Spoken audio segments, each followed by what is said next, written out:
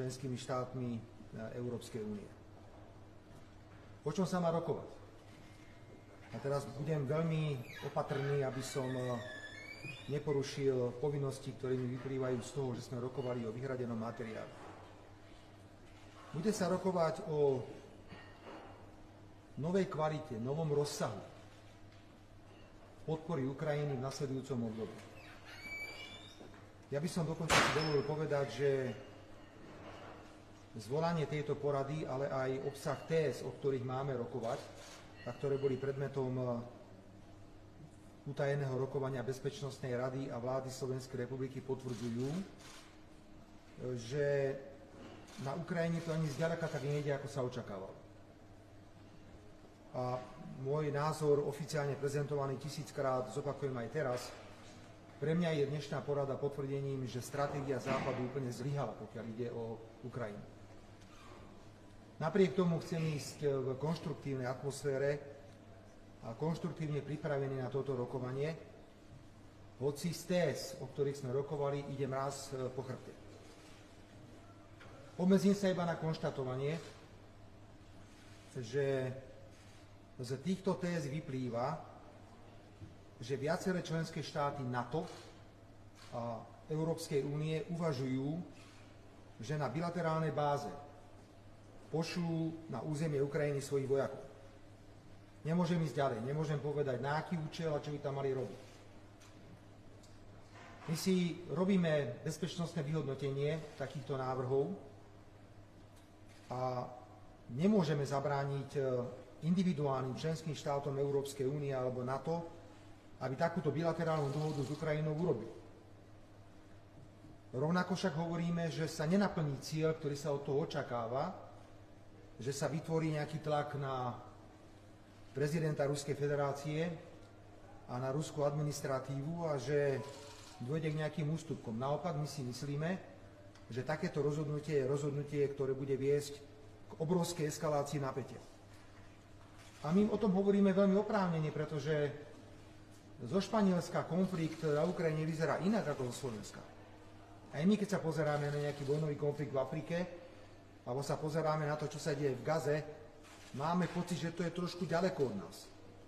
Ale v tomto prípade, keďže ide o návrhy, ktoré sa týkajú priamej účasti vojakov členských štátov NATO a Európskej únie v tom konflikte na Ukrajine, sa oprávnene pýtame, a kde sú naše bezpečnostné záruky? Čo z tohto všetko môže vypadnúť? Aké riziká? A tá eskalácia napätia podľa mňa je jednoducho obrovská. Čo môžem povedať je, že je dohoda medzi koaličnými partnermi a takto sme to vyhodnotili aj na Bezpečnostnej rade, že Slovensko na bilaterálnej báze nebude ponúkať Ukrajine možnosť spolupráce vo forme, že by naši vojaci išli na Ukrajinu. Žiadny vojak zo Slovenska nepôjde na Ukrajinu. Nebudem teraz robiť ani politické vyhlásenia, ani iné k tomuto záveru.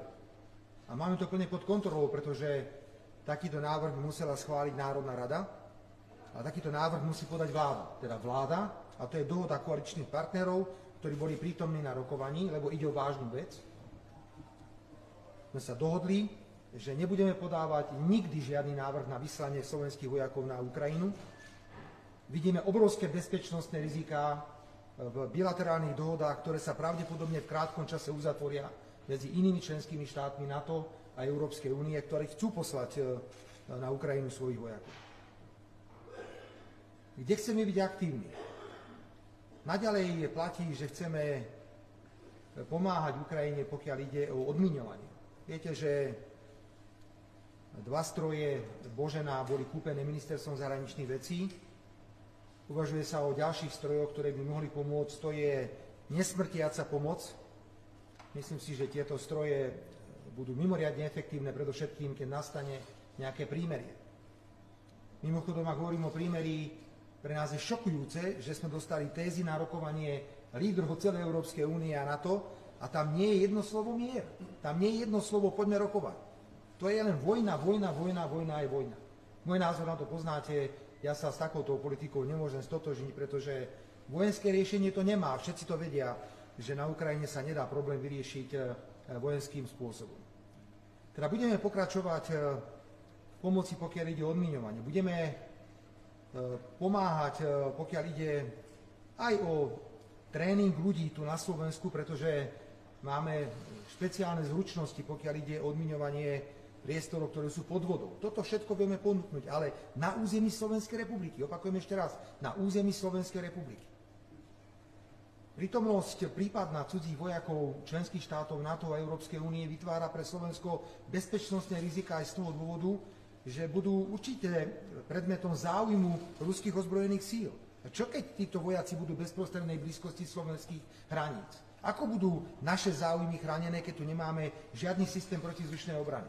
Všetky patrioty nám boli vzaté, máme tu málo výkonný taliansky systém na západe a máme 2 rýchlopálne kanóny darované Nemeckom na východnom Slovensku, ale to nie je protizdušná obrana, ako bola garantovaná S-300.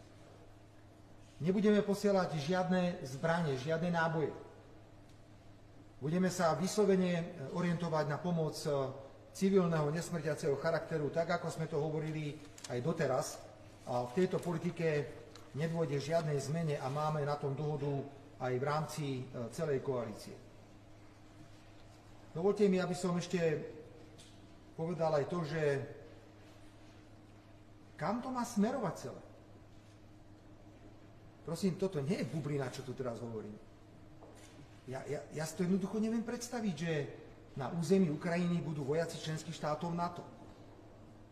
A nech tam robia čokoľvek. Ja viem, čo tam majú robiť, ale opakujem, to už je predmetom informácie, ktorá je vyhradená. Ja ju nebudem šíriť. Hoci si myslím, že pri tom obrovskom počte ľudí, ktorí dnes bude večer v Paríži, sa tieto informácie možno dostanú von, ale ja budem rešpektovať na tento rozmer.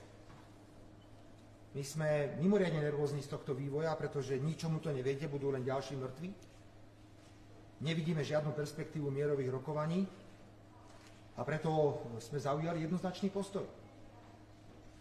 Slovenská vláda bude robiť suverénnu slovenskú zahraničnú politiku presne takú, ako sme si napísali do programového vyhlásenia vlády. A preto hovoríme nie prípadnej účasti slovenských vojakov na území Ukrajiny, znovu rešpektujúc, ako som povedal, čo urobia iné krajiny.